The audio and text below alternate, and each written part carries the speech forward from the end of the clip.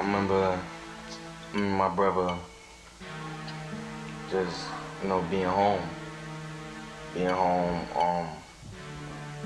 trying to survive. He had his own little thing, his own little life, but he was my child, and I was proud of him. Spit was the spirit of Philadelphia, you know what I mean? He was just a happy person. He was like keeping the whole Philly together, like if they knew it or not, from the bottom to the top, you know what I mean? Real shit, like best in Philly, for real, even though he's not here no more, but he still is. You know what I mean? I listen to him every day. That was like the last nigga I expect some shit to happen to. So you find that shit, I be like, nah, not that nigga. Like. Spit was like an angel to the streets. Like, if something was about to go down, and Spit walked through, he would take all the attention off the tension, and everything would be good, you know what I mean? Without anybody even know it, just by him just breezing through, blessing with his presence. Reese was a good person. Like, his heart was very big, and he's a family person. It's just his personality. He was just a real down-to-earth person.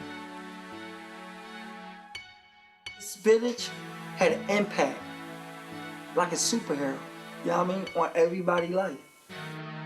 I looked up to my brother. It was like, anytime I needed him, he was there for whatever. Money, just to talk, and just like me. When he needed me, I was there for anything.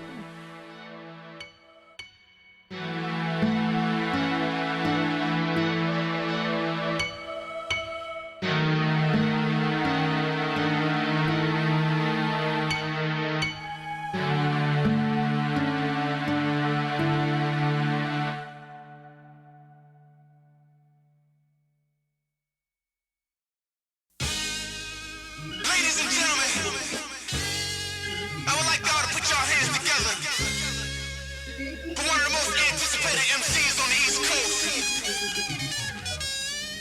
Game's just begun.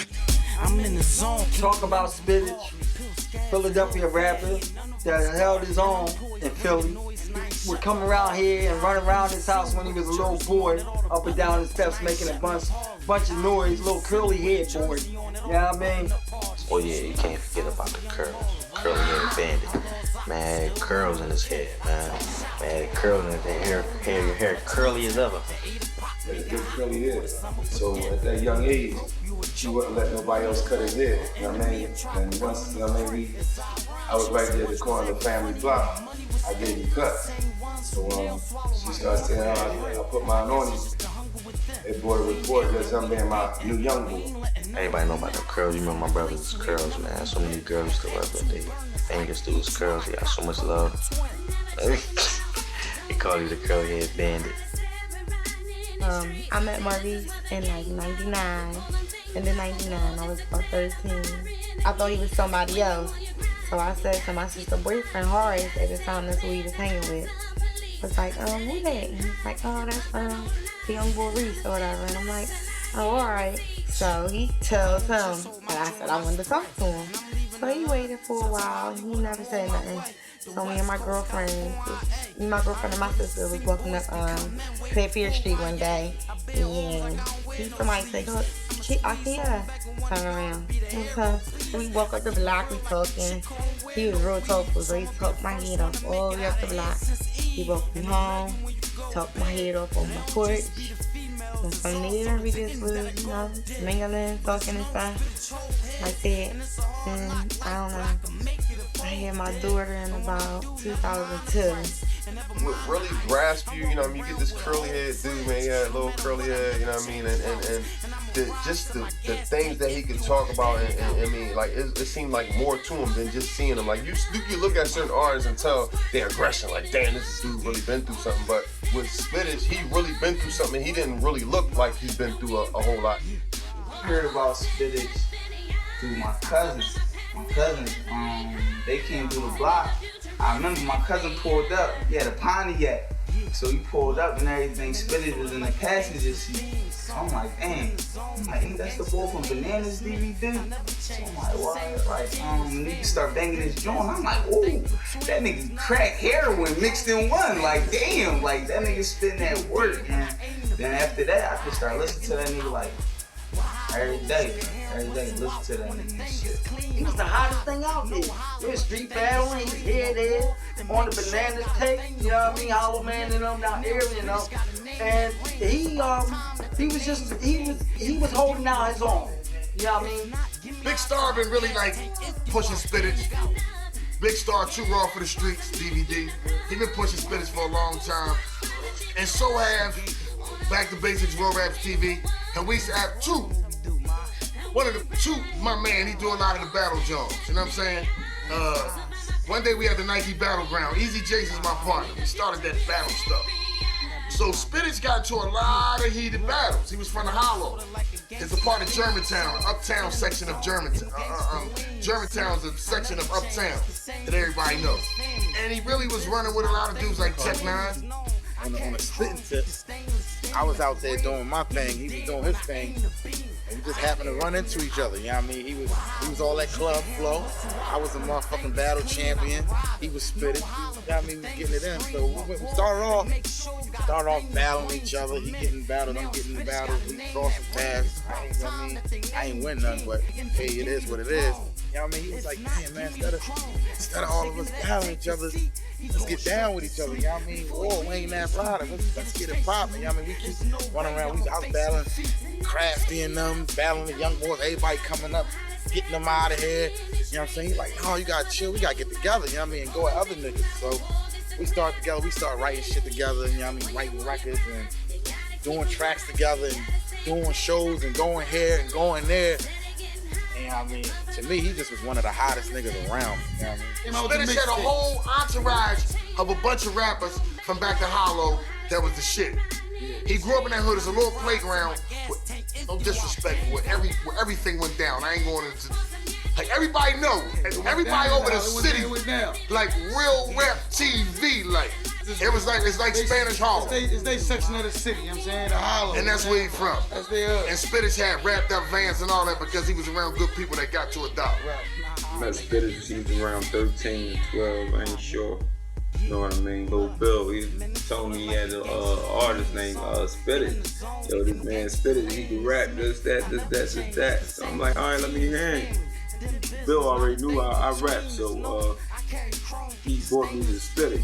And when I first met him, Spittage he was like, oh, this Kid Raw, like, yeah, man, I already heard about you, this, that. He's smiling. I'm like, what? You ain't ready yet, youngin'.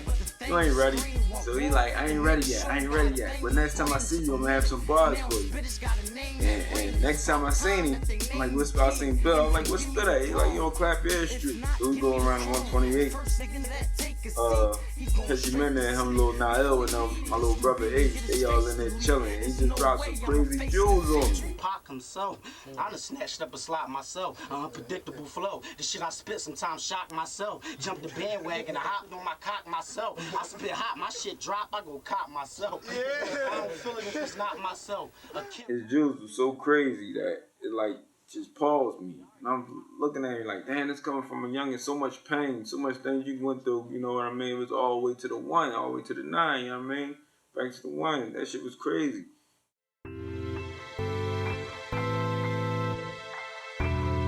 I remember early times with him, we used to live with my dad, you know. It was just me and him. And my older brother, he was there, but he wasn't. So it was just me and him, we was close, like, real close. Like, I tell everybody we're twins. So, I don't know, we just used to get in a lot of fights. And I used to snitch on him a lot. Like, all the time, any little thing he did, I told on him. Like, he could just go, boo. And I was like, Dad, as I was spoiled. He loved his mother to death. We was very close. You know, he told me every day he loved me, and I told him the same. He was a very sensitive child. Everything, he was very emotional. You know, I couldn't really say too much to him. You know, that it would hurt his feelings. So coming from there. My mama leave us home. It'll be me, Reese, and Monique. So they used to stay going through it. Reese and Monique, they always play fighting, whatever. I'm young, I be there, so I be seeing this. So they ain't get into it. So Reese ended up grabbing my knee, holding it down. He put his knees on her arm so she can't move. Punch her in her face. He called me to come over. He said, "Come over here." I should be like this. I already knew this info. Like, I'm not even moving. Like, so he'd call me over there and make me punch her in her face so hard. Punch her in her face, and I run. And she'd be ready to kill me, chasing me up the stairs, you know. I was a little punk when I was younger. So, one day I had gotten into a fight in school. And of course the other girl won, you know, I let her hit me and I ran home. So he went home and told my dad. So my dad was like, okay, well, you know, I'll cook y'all dinner. We'll settle this after y'all eat. So my dad went and got the boxing gloves and told both of us to put them on. So my dad said, all right now, Maurice, y'all two fight and y'all gotta fight until she knocks you out. I'm scared because I'm like, oh man, all this stuff I done did to him. I done told on him, got him in trouble, got him put on punishment. I'm always snitching. And he looking like, yeah, I'm ready. I'm like, he's gonna knock me out. I gotta win this. So we going at it. He knocked me out a good 3 to 4 times. And finally I just got tired of it and knocked him out. Like, all right, my dad, like, that's what you do. That's what you do to them girls. You don't be no punk. So I don't know, he just bullied me all the time. He's a little bully. After my father died, it was like me and him, like we moved with my mom, but then as though me and Reese were close. It was like he was just there. Like my dad always told us to stick together. The hood used to always talk about how his pop was a legend and how, you know, he left that legend to Spit. So Spit always had the respect to his pop, and plus he was a real guy, you know what I mean?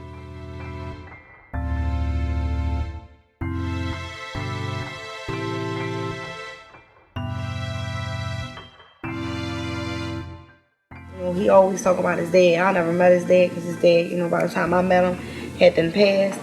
But Maurice loved his dad and he missed his dad so much. But his pop was the time when he had his music, his club, and different things. We come through after I'm a barber and I was a young buck star. So I'm 18 and all that under the chair. That when I was touching my 20s and all that, I'm around dimes. That I go to the club, bring something through. He had different spots where do you back then, you know what I mean? So you seen that and like, he knew the camaraderie of people, that his son just swooped it from a younger age. He didn't really have no father figure out there. The father figure for Spit was the streets. He looked up to us. He was our brother, you know what I mean? We weren't really setting a good example for him, so we used to always keep him in the crib, keep him with good trade, keep his money, you know, a couple dollars in his pocket. It wasn't all like that, you know what I'm saying? You know, he would never let nobody touch me or say anything wrong to me. Or his brothers and sisters. He was very close to his family. He's one of the best for me, man. He always said, just stay away from around here. Like, ain't shit good. Like he used to say, what the fuck you want to be out here for? And I look at him in his eyes and be like this. And I know, like, damn, what the fuck do I want to be out here for? Like, put pressure on me, man. Say, stay in school. Like, stay in school. Like, stay in school. Stay the fuck around here. Like, there's nothing around here for you. No but trouble. So his whole thing was, you know, the rap thing, but, you know, he understood what family quality and spending time with family was.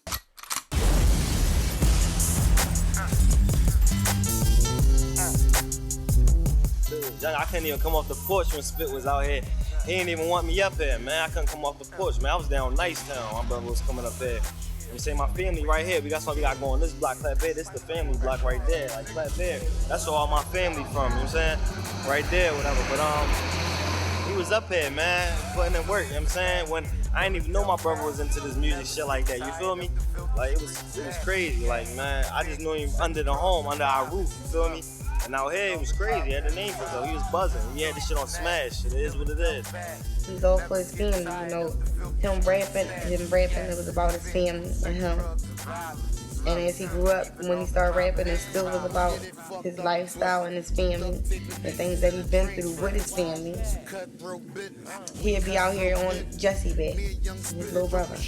He'll be on Monique's back about what she doing, whatever it is. My back, even if it was something aggravating, just to get on my nerves. It's just him. He is just a family person. Oh, he used to make a lot of too. He was very common. You know, he always made everybody laugh.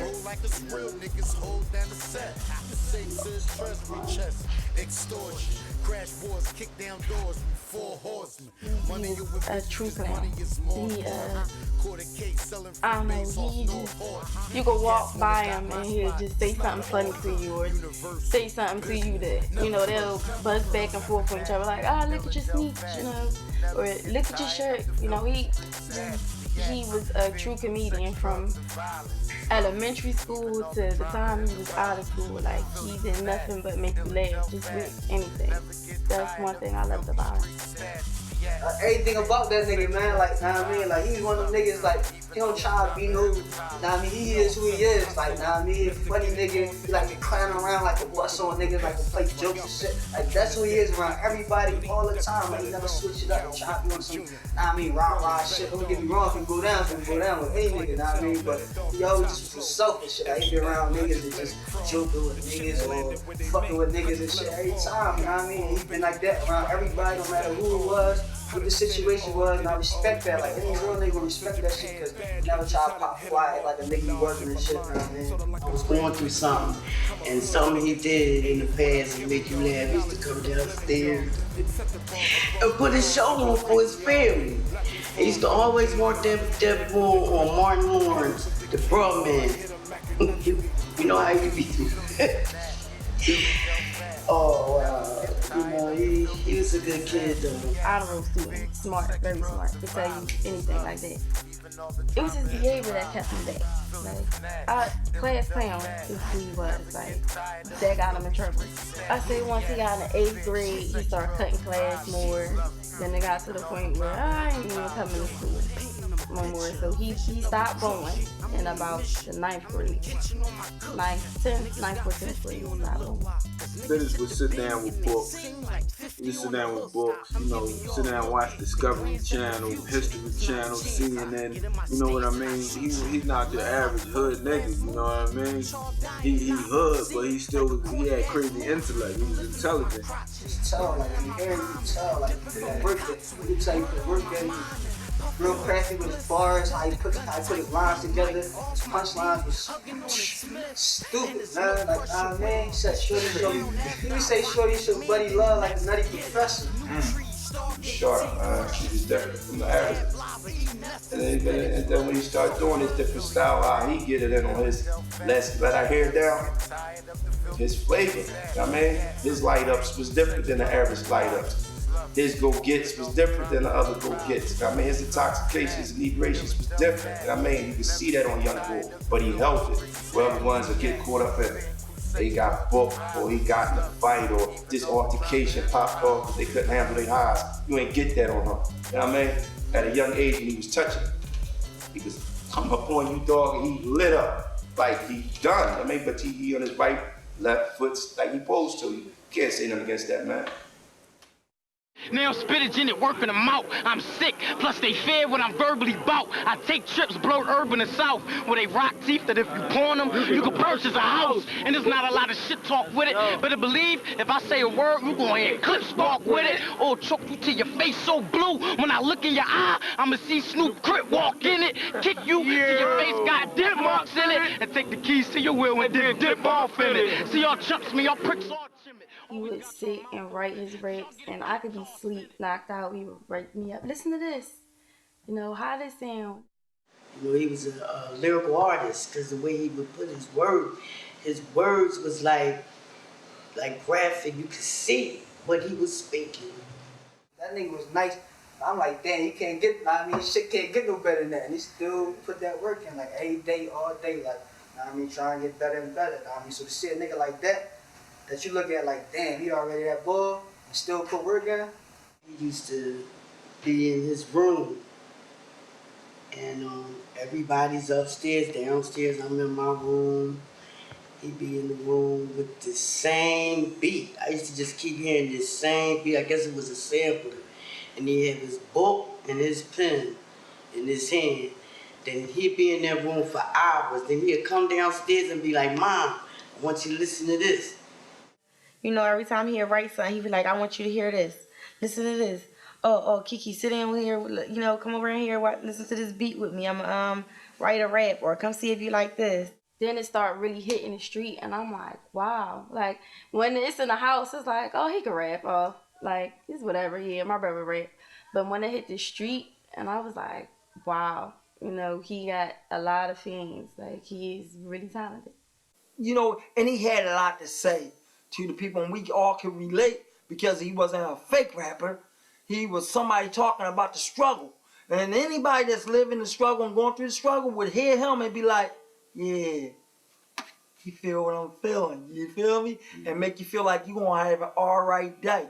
Other hustlers wanna envy a thug, cause I'm selling dimes and jars the size of 50-cent hugs. Like, what the fuck I gotta do to get me a buzz? They gon' force me to cop a vest and get me some gloves. Fight on an empty stomach just to get me a grub. Hate to murk you, but I do it just to get me some love. Leave you dripping with blood with your crown all cracked. Them niggas fucking with the wildest cats. It's the ab niggas blast with the symbolists out the gat. For the monks that think they bulletproof like Chow Young Fat. Calm y'all rap, y'all It was Pete's mom and dad, but he just kept growing.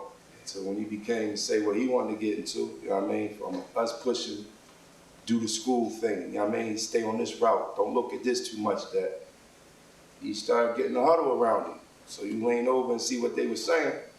You hear he had something, like this nigga he knew how to throw words back and forth. Yeah, I mean, if anybody want to know, like, how he was, like, he really was the deal. Like, besides all that rap shit, like, he was really the deal. Like, real rap. He can make a record. He can make a song. He can talk about the girls. You know I mean, he can make a club joint. Like, a lot of niggas' problems is, you know I mean, they know how to battle or they know how to rap, they know how to freestyle, but they can't make a record. Like, he can make a record. You know what I mean? So, I learned a lot from watching him and shit. He was holding down his own. You know what I mean? The whole thing, he was holding his own down. So he made a name for himself. He was our neighborhood superstar when it came down to rapping. You know what I mean? It wasn't nobody could go against him and wipe him out because he was tight. You know what I mean? He rehearsed. So, you know, the first time I heard him, that they were saying Spittage. I said, Spittage? The name sound hot, Spittage. Spitting so many bars, he started and wouldn't stop. You know what I'm saying? He was like, man, young boy got Spittage. That was that. That was spit for you. Niggas like, damn, the boy Spittage crazy. Like, yo, dude, fire. Like, he hot. Like, he gonna make it out this shit. Like, I mean, if he don't make it, ain't nobody else making it. He gonna make it out. Like, dude's songs is ridiculous. His swagger was crazy. He gonna get out the hood. Like, you know what I mean? So other niggas, I just be around niggas, they be like, yo, the boy Spittage, he hot. Like, I mean, he fire. Started off, see, a lot of us were in the Major Figure era, a lot of us wanted to rap. Major Figures really gave us a joke. You know what I mean? Beanie Siegel, Most Wanted, that little era 10 years ago, maybe 12 years ago, gave Philly a joke. We seen a door that we could get through, so we really kind of hopped on it, but that door was kind of closed, you know what I mean? He messed with Spado. He really shout out Spado a whole lot. You know, shout out to Spado as well. But you know, his main person that Spado was well known in that neighborhood, Wingahocken, Wayne Avenue. You know what I mean? He really showed a lot of love to the artist. So he was the type person that brought back. You know what I mean? He recognized talent and he brought the young boy with him. And you know what I mean? Put him. And Major Figures was hot at the time, so it was a privilege just to be on a CD with them. You know what I mean? Because they was bubbling, they was hot at that time. I mean, to the public. That was the first time to actually hear him. He might have been rapping before that, but that was the first time that, they had put him on a track.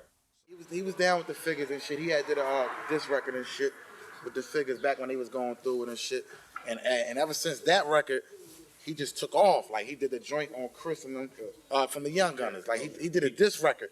And you know how it is in the rap shit. If you coming at somebody, they love beef. Like, you coming at a nigga like, oh yeah, he came at the ball, he said this. So, ever since that joint, my fuck like, yo, the boy Spittage, she nice. I need to hear something else from you. What happened was, I guess Spit was going through it. Spit used to stay a block away from Chris and Neat. And he gave me a phone call. He's like, yeah, these guys rode on me. And he like, it's Chris and Neef. You know, Chris and Neef was young at that age, and Spittage was hot too. So, and Spittage was digging Spade, Ghost, and vice versa, you know what I mean? And Gilly and the whole Figures. Figures used to come and party on Wayne Avenue, Benny G's, Moan Curly's, you know what I mean? So we would always see them in the hood and at the parties and at the basketball courts, you know, through the summer leagues, you know what I mean? You know, they got their respect. And Chris and Neef is like my cousin's cousins, you know, we all from the same hood, even though it's Philly. Philly is still a big hood and it's a small world, you know what I mean? So when I get down there, I'm all amped, me and Zach on amp, we all gripped up, clipped up, you know what I mean? But then we find out who it is, I'm like, what do you want me to do? You know what I mean? And Spit, like, he just smiled at me. And he was just so surprised that he had brothers on his side that was really, not really, like, necessarily saying to kill for him, but that would stand in the way of a bullet for him, you know what I mean? Because the people he went to was like, it'd be all right. No, I wasn't having it like that, you know what I mean? And I never forget when they dipped on him or whatever, you know what I mean? He was real hurt. So when he came through and I found out, I'm like, that's my cousin's cousins and my brother's brothers, you know what I mean? BCF, you know what I mean? So what you want me to do, you know what I mean? Because you my little brother, you know what I mean? Whatever you going through, I'm going through too, and I could feel it. So he just smiled at me. He was like, damn, man, I ain't know I had nobody that love me like that. It ain't about nothing, dog. Let's just go right. Ever since that joint, my folks like, yo, the boy Spittage, she nice. I need to hear something else from him. And they heard more shit and was like, yo, he that deal, man. Like, I could go out South Philly or West Philly or something. I'd be chilling and the car ride by and they be banging Spittage. And I'm like, damn, how the fuck you get that? I heard somebody come through and they playing, you know, the Spittage joint coming at Chris. Like, everybody talking about it around the city. Every car playing that joint, you know what I mean? Y'all don't want no parts of me. I pack shit that'll put your pancreas where your heart should be. Niggas shouldn't never mention the low, cause you know like I know that you ain't sending shit through the low. I creep, catch you while your block is looking. Hit you with this hot shit and let them smell what the rock is cooking. I roll with a sick team that'll have over at your funeral, screaming he was only 16, fucker. Like, who is that? They like, yo, that's Spittage coming at Chris. That's Spittage coming at Chris. Like, yeah, so I hop in the wheel, I'm looking for him. He got his Major Figure shirt and CDs and shit. I'm so happy for him, you know what I mean? Like, yeah, you in there, you know what I mean? You doing your thing. I wasn't showing no hate or nothing, you know what I mean? Because I was supporting the guys too. So, you know, all that went through, he got his buzz up. And he just started dropping on all their mixtapes, you know what I mean? Niggas know about him. Like, we'll walk in a joint, like, oh yeah, look what the boy Spittage. Like, yo, the dude hot. Like, they knew who he was. Heard his music in people's cars and stuff. A lot of people really respect him. I mean, loved his music. You know, especially, you know, when I drive the cab and they ask me, you Spittage, mom? Yeah, your son this, son that. And you know how on the shout out on the radio, somebody spoke a shout out for him. So, you know, he was very known. We was all splitting up doing our thing, and Spittage, man, it's like once he jumped in that cypher, and once he started speaking, ain't nobody say nothing. Advice. Screaming in my head saying I'm wasting my life. I'm moving left thinking I'm making it right. And smoke my face to the light. But now it's like a nigga stuck in the dark. One at the end, but where the fuck do I start? The pain stuck in my heart. I sip my glass and start twisting up grass. Catching visions in my mind, putting the lips on that glass. We stand broke while they sitting on cash. Still screaming fuck the world, telling haters put their lips in my ass. Like, nigga. Spittage was a real dude, you know what I'm saying? He spit that shit. He came up in the hood, you know what I'm saying? He started buzzing. You know what I'm saying? As a young nigga, hungry nigga, he started buzzing in the hood. You know what I'm saying? He was hungry, like, you know what I'm saying? That's how he got recognized. That's how I heard of him. You know what I'm saying? He started buzzing, you know what I'm saying? But he was a real dude that was really in the streets. He was just dropping jewels on us, dropping gems on us, you know what I mean? Then we weren't even ready for it. He was like 15 years to the future. That's why he called himself the future. It's things that he's saying in songs from 10 years ago that I'm just getting now. I mean, his words became a picture. And you could see what he was saying was what we lived. I never knew he had bars like that, but that shit was crazy. When he started spitting, it was basically unbelievable bars. You beat that nigga right there, then you that boy. I mean, you would be that boy till this day. So if a nigga did that, he would be that boy already. He still would be able to say, I got Spittage out here. Niggas would respect that. I mean, because that's how his name is around here. Like, niggas respect his name. So if you say, yeah, I battle Spittage and niggas will tell you I got Spittage out here, niggas like, yeah, well, who's you? I was into the little music thing, right? And but not like my brother was. I never was like really doing it. I always looked up, you know, that's my brother. Anybody say something about music, I'd be like this. Don't talk about music, I get my big brother. Spittage is like, everybody categorized Spittage with like a battle-like type rapper, like. He was, but that's how Spittage got his name. Spittage battled like MP, he battled a lot of dudes, and Spittage is nice. Spittage real nice. And she be kissing on the zip, and when you see her, the first thing you do is kiss her on the lips. Boys down too, when you really look at it, you be kissing on my dick. It's nothing but some sex, I be busting on the chest, you be kissing on the tits. Different niggas shit, you be going in raw, you probably living with that shit. We used to be sitting in Me and my hotel, people try to grind. and he'd write a joint, we all be having paper, and he'd just be sitting there just like thinking. Like and rapping, and I'm like, man, what the fuck is he doing? And then I'd be like, man, I'm done. And he'd be like, oh yeah, I'm done too. And his shit was already done. Like he ain't write nothing down or nothing. He just was already in the zone. I'm like, I don't know how the fuck he did that shit. So, yeah, I mean, we used to do tracks, write records, and we started our group up, smashing niggas. And yeah, I mean, that was my nigga, real shit. Ready every time, cause I mean, when niggas was doing other shit, he was getting ready. So soon as we get in that booth, he already ready. He first nigga was verse done. Know what I mean? We ain't got to wait for him to write. Know what I mean? Got the hook ready. He knew what beats. Know what I mean? Just go in there, he ready already. He ain't wasting time or nothing. His patience was getting real, like, he was just getting so fed up. And he was doing a lot of running around and stuff. Like, a lot of things was falling into place, but he just didn't feel comfortable with a lot of situations. He didn't really have the money at the time, you know, so everybody wasn't backing him up, so he was kind of like, you know, it was coming, but it wasn't fast enough for him. Stargate Entertainment signed him up. And they did a big thing on him. He was on the side of the accepted bus. You know what I mean? He was doing his thing. You know what I mean? His CD was slamming. I was feeling it. The whole neighborhood was feeling it. You know what I mean? He down west side, we go north side. They was feeling it. Stargate is Khalif Warlaw, Ecolog Warlaw for me, and Spittage. You know what I mean? It's just us four. With the help of his wives, you know.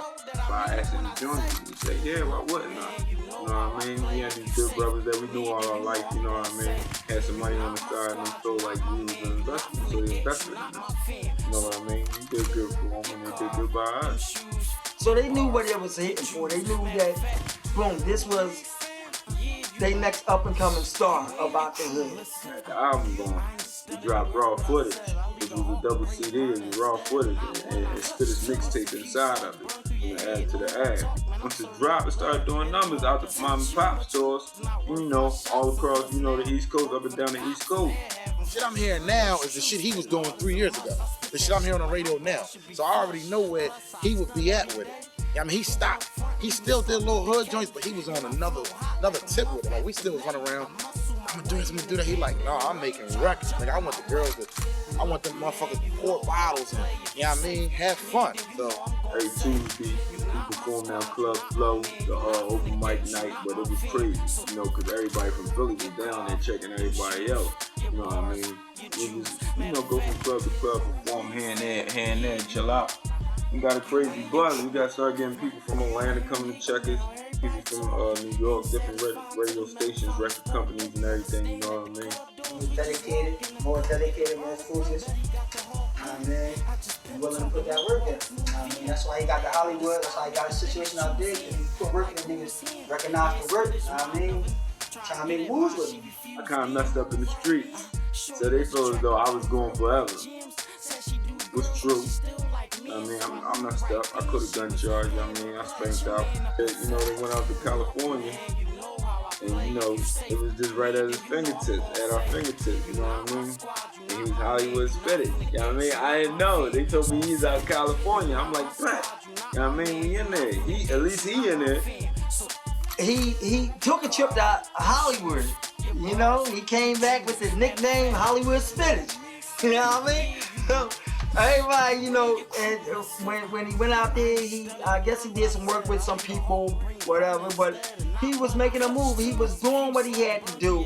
If he had to take a travel for this rap thing, he'd take a travel for it, you know what I mean? He was close to really, really doing it, you know. It did it for me when he went to Hollywood. When he went to Hollywood, that's when it did it for me. It's like, he called me, he was in Detroit. And I was like, what are you doing in Detroit? And he was like, I told you I was going to Hollywood. And I was like, oh, hey. I started crying. I was like, God. He was like, don't cry. He's like, I told you, I'm by that big house, we out in the woods. Just imagine having somebody like you know, like you ain't gotta worry about nothing just because of my big brother. Like just because of my big brother. From whatever it is, I ain't gotta worry about nothing because of who my big brother is. Just because of who my big brother is. And my big brother. Alright, he's really close to blowing up. Out Hollywood and shit, doing this thing, I mean, funny as shit, playing around. Like, that's what he do, like, I mean, you just love watching that nigga, you know you gonna laugh, now you know you gonna hear some fire, like, I mean, like, every time, like, this nigga, man. He came, oh, guys, I haven't, I just got, just because that's when he went to Hollywood, that's what he did. He called me, I'm on my way to Hollywood, crying, just happy. The time that was there, it was just a matter of time before the right person picked him up. I remember when he first came back from LA, first thing he did was he pulled up on the block. He played this record that he did up there. You know what I mean? John was crazy. He had a girl singing on the hook. We all was out there. Bob, I think it was like, ew, who that be? We pull up in that new ass V. He just played that shit. He always on the phone. We just going crazy. Like, man, he went up LA and just had fun. All the bitches like, oh, who that be? When we pull up in that new ass V, and all the niggas like, oh, standing there hating in line. We walk straight in while they still waiting in line. I called from up top, from the CFC up. My brother and them like, yeah, we popping bottles and everything, you know we got a deal now. Like, yeah, so you should be home soon and everything gonna be good. Oh, ain't that spit the car? Look what I can do to a beat. I pull up in the Benz with Evil Elite. I pull up in the range with Eric and J-Rock. And talk the rest of man, I'm coming for J-Rock. Just call me Hollywood spit now. I mean, he was a soft finesse type of wordplay type of person. He had the aggression.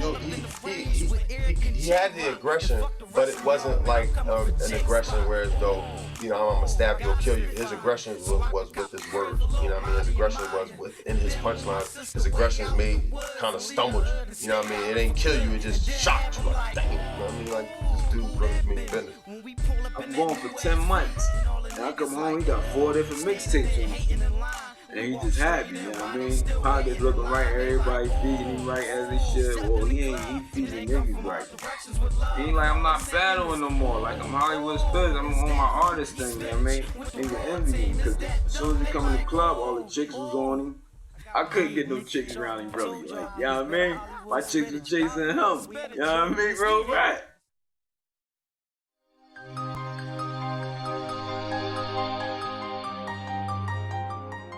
January 28th. It was real nice for it to be January. Like the sun was beaming. Like you could wear a little spring jacket. He called, you know, he was on his way back from Jersey because he was staying over in Jersey at that time. And he was like, I'm gonna come and get the baby today. It's nice outside. I want to take her outside for a while. And I'm like, I got a show to do. So I got to drop her off at like 6 o'clock, 6:30. So I'm like, all right. I was home asleep. I think I got call. The shows, I guess, started at 7 o'clock, something around that, maybe 7 to 8. And I'm not gonna show up no show at 7 to 8 o'clock, you know what I mean? I plan on, if the club closed at 3 o'clock, I plan on being there maybe around 12, 1, 11:30. You know, he came, sat in the house, come in the house, he all dressed, all hyped, me and my mom, I'm like, Mom, look at Reese, look at him, come here. He had his little leather jacket on, his brown shirt, and he had like a gold trimming of Bob Marley on there, like a drawing of Bob Marley on there, some jeans and his boots. And he was like, you know, we sitting there cranking jokes because we all got the same colors on, and it was real funny. So I'm like, all right, well, he's like, so he's sitting there for a while. He's like, oh, we gonna go down, you know, we ain't never gonna take her outside. I'm like, all right, bet. So I was going to go to Walmart in the meanwhile, but I was sitting in the house. I don't know why, I was just bullshitting around with my peoples. So when I was getting ready to leave, he called my phone like, yo, Kiki, I'm about to come up there, I'm about to come drop my off. I'm like, dang, you know, it's before the time you say you're gonna drop off. He's like, I'm just gonna come up there. I was like, no, matter of fact, stay down there because I'm about to come down there and go to the store. So I ride around there. It's like 15 niggas standing outside in front of the store. And here he come out the store with my daughter. I was in a group home and I just had got a little home pass to go see my brother. So it was one of those nights that we had a certain time to be in. I had to be in around like 10:30. I was in a group home. I went to go see my brother. It was me, him, his daughter, a good friend. You know what I'm saying? Named Nah. Yeah, he down right now. We was all together. We went to the park. Took my niece to the park, and we went back, and we was on our way back around to the track. That we joke around, cuss each other out, play around. So I'm like, nigga, why you got my daughter out here with all these niggas? So he like, shut up. Everybody go, shut up, baby mom, shut up. Ain't nobody trying to hear that. Fuck out of here, baby mom. So he come over, he put her in the car, and he talking. And I'm like, so he like, all right, he say, fuck out of here, baby mom. And he walk away from the car. So my cousin in the car, she like, Kay, why ask about all these people out here? So I'm like, yeah. Reese, I call on Reese, come here. Why all these niggas out here? Like, why they all out here? He look at me like, cause I'm about to leave. I'm like, you're not going, we don't even talk like that. We don't say leave, we don't say bye, nothing like that. He said, I'm about to leave. He look at me, he smile. I'm like, you ain't going nowhere. What the fuck you talking about you about to leave? You know, so I'm like, yeah, I'm about to leave. I'm like, you going to a show. Like, y'all going to a show. It don't make, you not leaving, you're coming right back. You going to do a show and you're coming right back. He's like, all right. And right before we turned the corner, I got a little tired, so I said I'm going to the house, and he left. My niece just got picked up. Her mom just came and picked her up, and my brother was standing there the whole time, so he was chilling. A lot of people around, he talking, he running up, all this other stuff, and everybody having a good time. It was a nice day, you know what I'm saying? And I turned the corner. I went to go to sleep. I slept in the trap house because my brother caught me. He was gonna muff me up. You know what I'm saying? He's gonna get with me because I had a certain time to be back, and he stayed on top of it. And so I was trying to hurry up and get my little nap on and get out of there before he catch me. So I leave. I get to I'm on my way to Walmart now. So it's like not even 5 minutes away. I got the Chew and Shelton. My sister called my phone. She like, where you at? I'm like, on my way to Walmart. She was like, no, you're not. I'm like, yes, I am. She was like, well, you better be going to the hospital because Reese just got shot. So I hang up on her. She called me back like, I'm dead serious, like Reese just got shot. I'm like, no, you're not. She's like, Ramel's trying to call your phone. So I'm like, no, you're not. I called Ramel's phone. He answered. Then he called me back. Kiki, get to the hospital. Reese just got shot. I'm like, Ramel's like, are y'all joking? He like, no. I was like, where he get shot at? He said, he told me in like the chest. No, he said, matter of fact, he said in his hip. So I'm like, all right.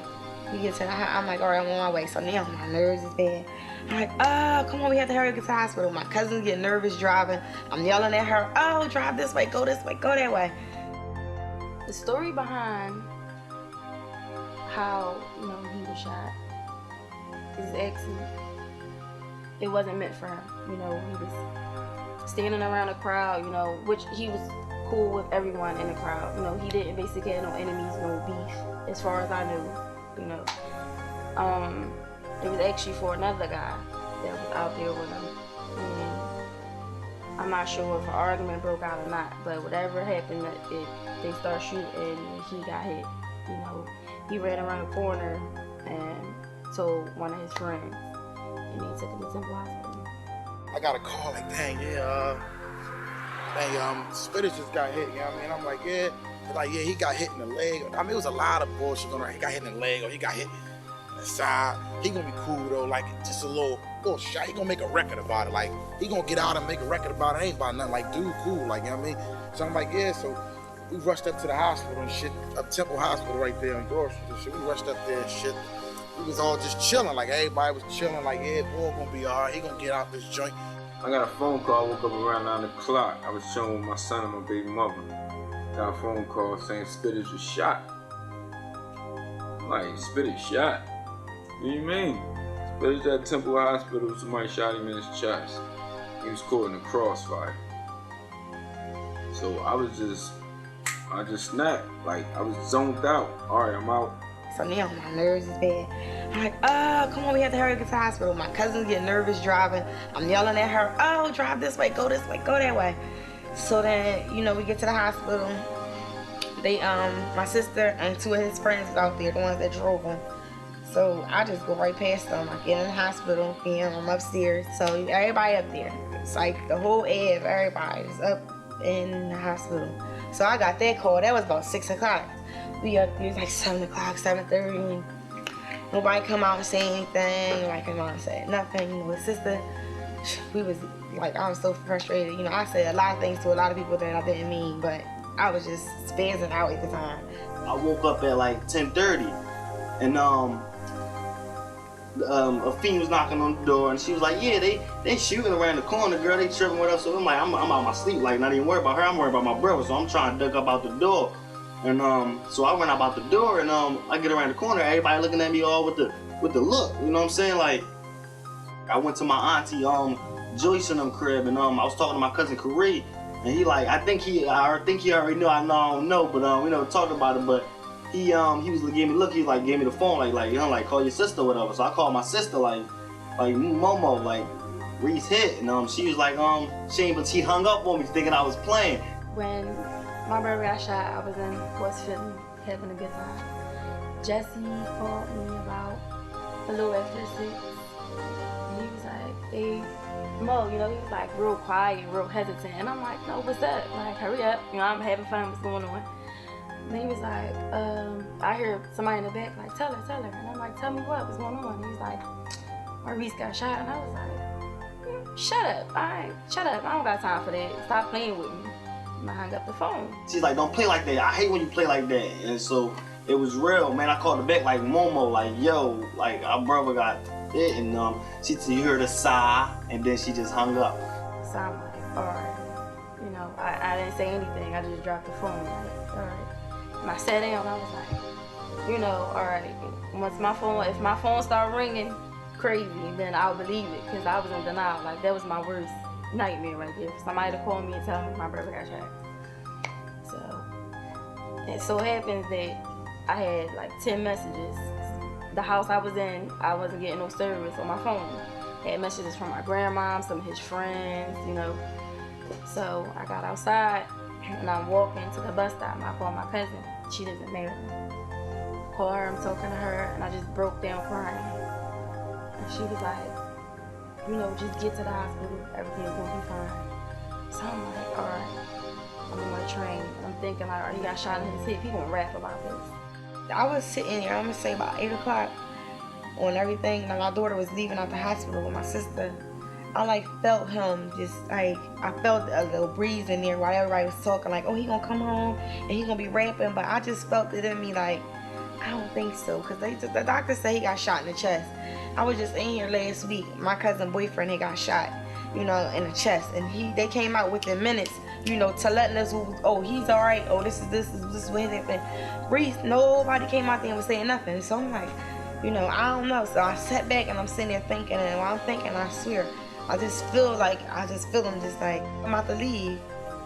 It was like this connection me and him had, like, I guess by us being so close, I had this feeling like he's not gonna make it, but I still had to be like, you know, have hope to get to the hospital, and they like, he's still on the table. And I'm like, it's been long, like, 'cause I didn't get to the hospital till like maybe a little after 7. I mean, I rushed to the hospital. I just seen all the family there. And I'm praying, you know, in my mind. I'm like, I know that God not gonna take him from me, because I already seen, I thought I seen visions of us out here getting it, you know, together, taking care of our family. Doctor came out and was like, dang, y'all making too much noise, and y'all gotta back up. We working on him. Yeah, I mean, y'all gotta calm down or whatever. So we was like, oh, all right. So she was like, yeah, but he ain't critical. Y'all just got to chill. We like, so everybody was like, damn, like niggas didn't think he was gonna be critical. We all thought he was gonna be chilling. Yeah, I mean, so once everybody heard that, it got real quiet. You know what I mean? Like, the whole, I mean, it was, when I say it was like 100 people up there, like a lot of people, like that just shows how much support he had. It was 1 million people in Temple Hospital that day. But once the doctor came out and said that, everybody just pretty much got quiet. And like 10 minutes later, you know know what I mean, he came back out and he was, I mean, he just shook his head and you know what I mean, everybody just knew what it was and niggas just breaking down in tears and shit. Like that shit fucked me up, like real rap. Like, once the doctor came out and said he was gone, it's just like all hell broke loose. Talking to Jesse. We get outside, I'm talking to him. So I see one of his friends come down crying. So me and Jesse go upstairs, get off the elevator, and I just see everybody crying, and it's like everything just was going in slow motion. And I was like, please don't tell me my brother didn't make it. Please don't tell me. And it was like, he didn't make it. And I just broke down. Everything that he was saying, my eyes got blurry, my ears, I wasn't deaf. It was just like, wah, wah, wah, wah. I'm like, what? Everybody, like, they grabbing on me. I'm like, what is going on? I'm trying to fight the doctors. They grabbing me over, the security running. Then I'm like, okay, let me see what Monique is doing. Like, because if I see Monique right here, because she on my back, Monique not on my back, it's like, this story is really true. I turn around, Monique is pounding her hands into the hospital walls. Tiles, I'm talking about tiles. She breaking them down, all you see is blood splattering. So, like, at the same time, I'm like, oh my gosh, I don't know what's going on. I'm just like, me personally, I blacked out. Dropped to my knees. Tore the phones off the wall, like I really tore the hospital up. It was 12 o'clock in the morning, I was laying in the bed. And someone came, woke me up and said, Darcel, the phone. And I said, which one? I knew it was one of my kids because you don't just get woke up 12 o'clock in the morning. And my brother was my brother. And he said, Darcel, Maurice got shot. I remember just throwing the phone. Yeah, he picked it back up, put it back in my hand. He said, Darcel, he didn't make it. I went in shock for him, man. I was in shock for him.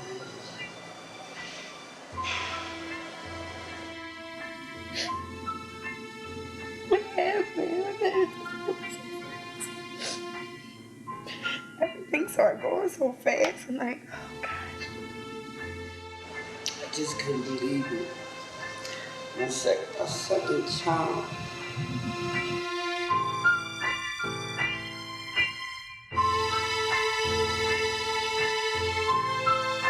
I understand they had operated on him for 4 hours, trying to put blood in him, but he had an artery that was punctured, and the faster they was pumping the blood in him, the faster it was coming out.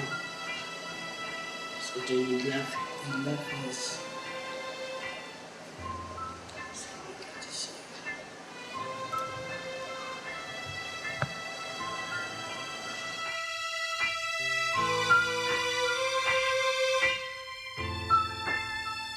That night was just crazy, man. I hope I never have to relive another night like that. It took a lot from me, and it was a long time ago, and I'm just getting back. I was crying, snapping. It was normal, man, you know. And I lost my brother, man, that night, and it was crazy. You know what I'm saying? That was it. We was closer than brothers. So when it just really didn't really super hit me, man, to the funeral. You know what I mean? I thought I was gonna be good. I've been to so many funerals, you know what I mean? No tears dropping or nothing. I mean, I wailed like a baby. Even Kamaya was looking at me like, damn, Uncle Kim fucked up. You had everybody there. Everybody and their mother there at the funeral. It was you couldn't get a seat. It was people literally standing around. You couldn't get a seat. If I would have got there any later, I wouldn't have had a seat. To me, it's like everybody in the neighborhood, everybody in Philly was there. It was that big. And I said, man, and when I stopped and looked around, and I realized, I said, oh my God, I didn't know he had an impact on people like this. I mean, everybody there, even the people that wasn't even like from the hood, just, you know, people just knew him. Just as a boy growing up was there, representing, holding them up, you know, and they kept him gangster. They put him in a dickie, you feel me? They put him in a nice dickie and boom, laid him away nice. It just looked like he was asleep, peaceful, like no worries. The funeral was decent. It was just lovely. His whole funeral, everything.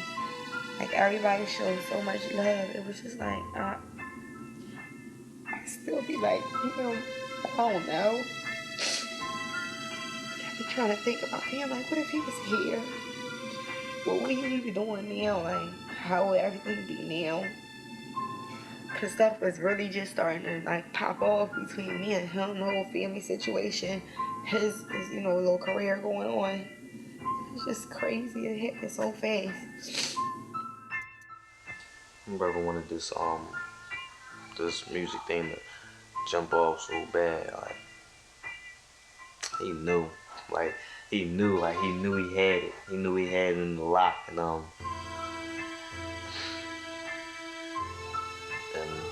I remember watching him about to make that power move. And he was really about to do it, bro. He did it. It was crazy because the next following week, I think it was the next week or 2 more weeks, he's about to go out Miami and do these instrumentals for somebody out there in Miami, whoever was producer, whatever, he's about to do a single, release these singles, and it's going down. Like, he had it. 2 weeks right before he got shot. You know what I'm saying? He didn't get to make it out there. That was it. I miss him a lot, and it's hard. Very hard. We were close. Your daughter looks like you. Like, oh man. I wish he was here with me. Like, sometimes it's hard at night sleeping without him. Like, I'm used to him come home, jumping in the bed, just laying down. Can you rub my head? I miss fighting him. It's a lot.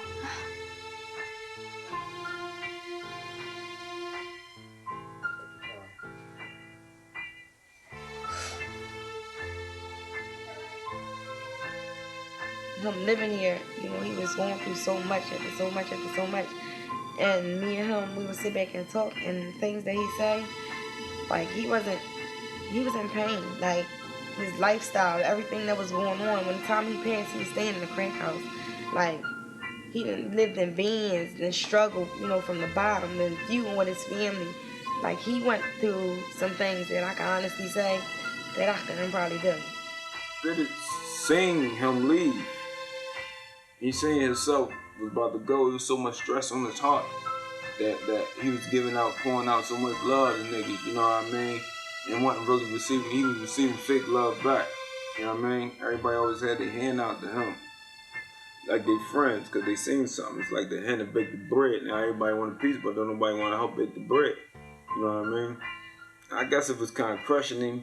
It was just fake love everywhere. He just lost his little brother, his baby brother, you know what I mean? His pop gone, mom doing what she doing, you know what I mean? God bless her soul, because she right now, you know what I mean? And through me, you know what I mean? God willing, family gonna be right, you know what I mean? Real family, because I know real blood when it's around, you know what I mean? When this happened, my daughter was 3 years old. She was going on 4. Her birthday was coming up in March. And she understood everything that was going on. Like, she don't ask about him, but like, if my daughter's like, she's very smart. Like, so she knew at the time, like, when all that was going on, like she knew that she felt my pain, but she didn't really say it to me. You know what I mean? But I noticed the change in her. But she got all her family, like she got a lot of family, and everybody like Kamaya is the heart of everybody. Like everybody loves Kamaya. He was my little chocolate head cooling baby. That's what I call him. My little chocolate head cooling baby. He touched a lot of people's hearts. Oh yeah, you will be missing a good person, cause he was something. And he was getting ready to be something big. And I seen it coming. Dude was the best of me, man. Like real rap. That's why everywhere I go, like every time I get into something, getting into a battle, whatever, I make sure I shout him out, cause that was my inspiration. Like even when I was writing, like he made me write better, cause I knew, damn, I do a record with this boy. I gotta come hard because he not gonna spit no bullshit. So I gotta make sure I write something crazy. So he had me on my A game. Like, you know what I mean? Some of my hottest like records and raps was back when I was rapping with him, back when we was doing tracks together. Like, I gotta make sure I come correct because he's not gonna half step on this. He gonna get his shit 110%. There's so much of his music around right now, and so much of him is living in so many people that hear his music all across America. Cause he ain't local, you know what I mean? He on that tube and he getting them hits crazy. It's like he not able to rest right now because people keeping him alive through the music, which I'm not gonna say is good or bad, you know what I mean? I know motherfuckers to this day that be like, yo, you got Spittage CD? Like, I only got one, and something like, I give you $100 for it right now. Like, let me get that joint. Like, motherfuckers be fiending for that Spittage, you know what I mean? So, he was that ball, for real. He has fans from all over the place. Like, people I didn't even know knew him. Like, people gonna be like, Spittage your brother, I knew him, he was hot. Like, so, I think now, like, the way I remember him, I have my own little way of remembering him. I'm sure my mom do, my brothers. So, I think his memory is being carried on just fine the way it is. Spittage was a real nigga. He's an underground legend. Like, right. And like you can't take nothing from Gilly. He's the king of Philly. He paved the way for other artists to do what they doing right now. That's real rap. That's the same way Spittage did, and he was an underground artist. Like, bless his soul, he didn't have a long enough run to really try to progress like a Meek Mill, some of the underground rappers. To show the world, you know what I mean, where he got the give. And he had a lot of heart. He had a lot of heart. I'll be in the casket. For one, for him, he saved my life plenty of times, man. Through love, you know what I mean? Through the love he had for me, I ain't think nobody had for me, you know what I mean? And I look at him and he just give me that smile and that little twinkle, like, chill out, dog, what you doing? You know what I mean? I'm like, you right. Let's go get something to eat. Let's go out. Let's do this. Let's go do that. You know what I mean? But it's a blessing, man. It was a blessing for me to be able to meet a guy like him. It was so positive and so real at all times. That's where everything happened at, man. Since the last time we seen him and all that, man. Right here. My release got picked up right here. We left. When last time I seen my brother's face alive, I seen him right here. I just wish he was still here, man. And like, I think he's happy now. I honestly can say. The one thing I would say to him, that very moment, is, I got you and I love you. Because he would know what that means. That would mean me telling him, I'm going to take care of your daughter the way we talked about. And I love you. It was spent. You know what I'm saying? I'm still here. I'm in the studio, you know what I'm saying? Working on this new mixtape. You know, I'm still doing it, you know, making sure this music, you know, get around, making sure they won't forget about you. You know, making sure your daughter's smiling. You know, mommy happy, Momo, everybody chilling. Okay, what's your name? Damir. Damir, what's your name? Kamaya. Kamaya, what's your name? Samia. Samia, what do you want to tell Reese? To him, if you could say something to him. I love him. I love him. Look at me. I wish he was still here. And, you know, I just want the world to know that he was my second born, and I love him to death to this day. He's always in my heart every day. Every day I wake up and I think about him and his little brother, because I lost two sons. I lost Maurice and I lost little Jerome. And, you know, it still hurts some days, you know. And if it wasn't for God, he kept me strong, because every day it don't go by that I don't think about him. And you know, he's missed by all his siblings and his family and his friends. He had good people.